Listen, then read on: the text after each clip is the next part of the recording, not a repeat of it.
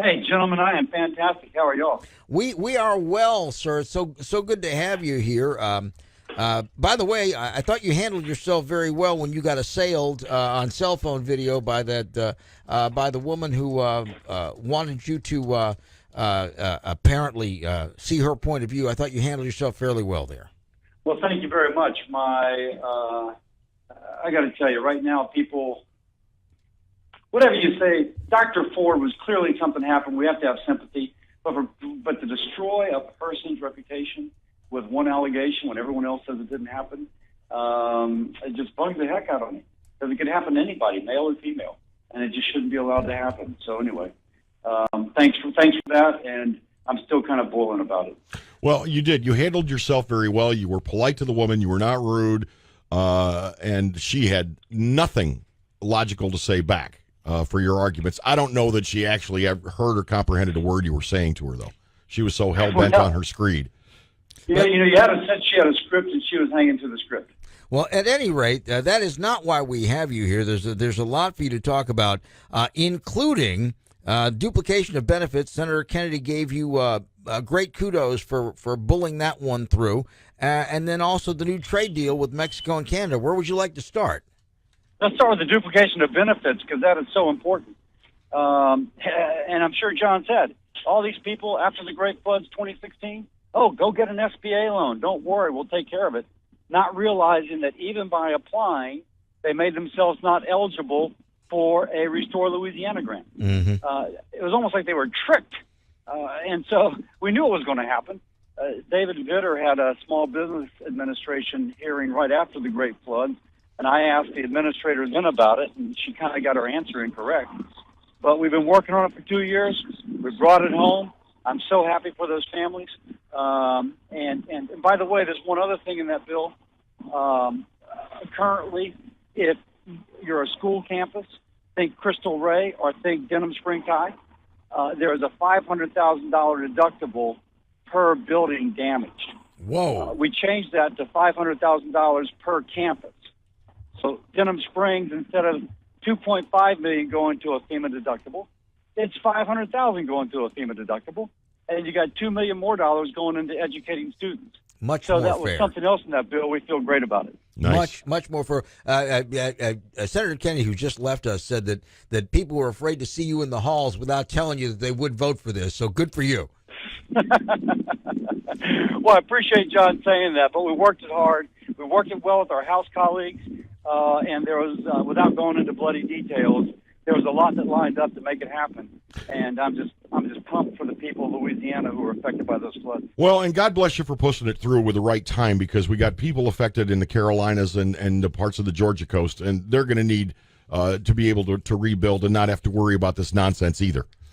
Oh, see, the problem is the duplication of benefits only applies to Louisiana right Why? Well, hey, you got to get what you can get. But I tell my friends from Texas, North Carolina, Puerto Rico, and Florida, hey, man, we're where you are, where you will be in 2 years. And so as soon as Florence hit, my staff called the North Carolinians and said, we're here to help you. Y'all helped us in Katrina. We're going to help you now. And one thing we're helping them is saying, this is going to be an issue for you. Get ready for it, because your folks need to rebuild too. Wow. Let's talk about Canada and Mexico and the trade deal that everybody was really, really worried about just 10 days ago. It looks like that has become ironed out a bit. Yeah, the president said he was going to renegotiate. The president's a guy that likes to keep his promises. The president renegotiated. Louisiana has a positive balance of trade with Canada and Mexico. I think this makes it better.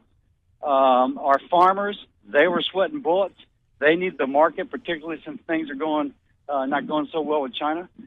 So in our stevedores, our oil field service folks who are now going off South Louisiana's coast down into the Mexican waters to help them. A lot of good things for our state by keeping those trade relationships going.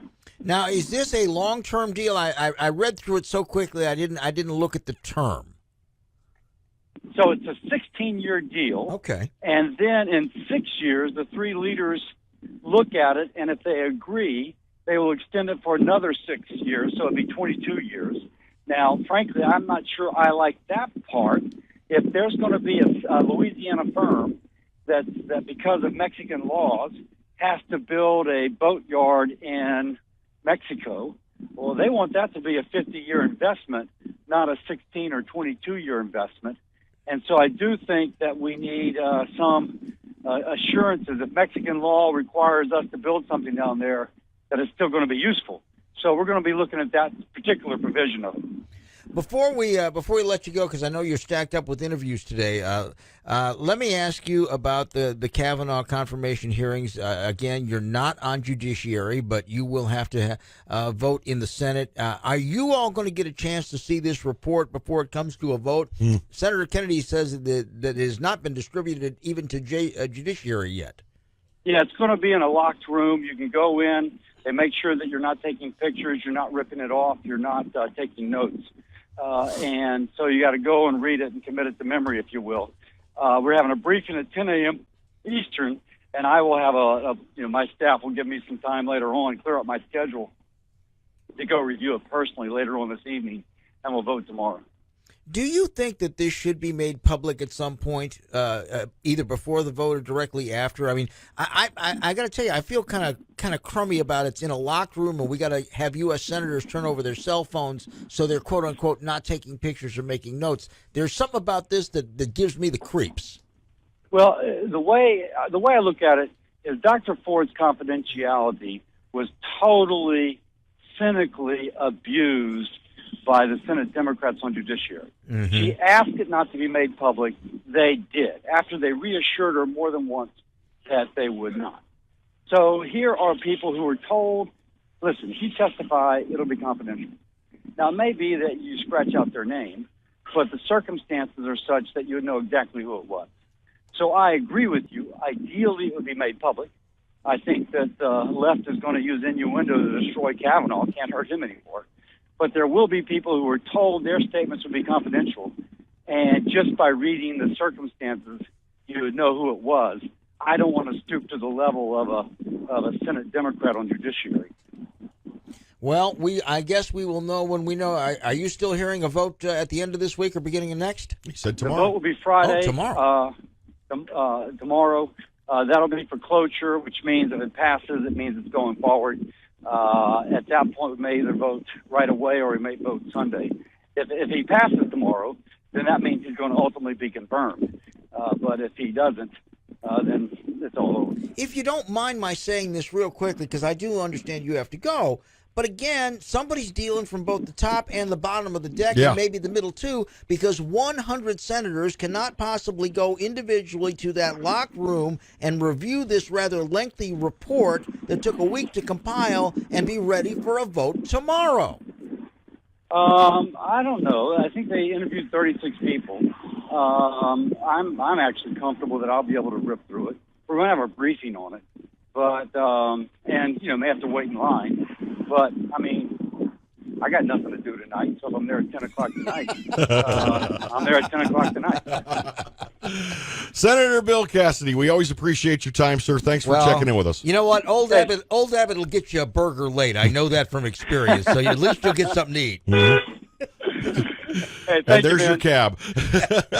Senator Cassidy, this is D.C. Current, brought to you by our good friends.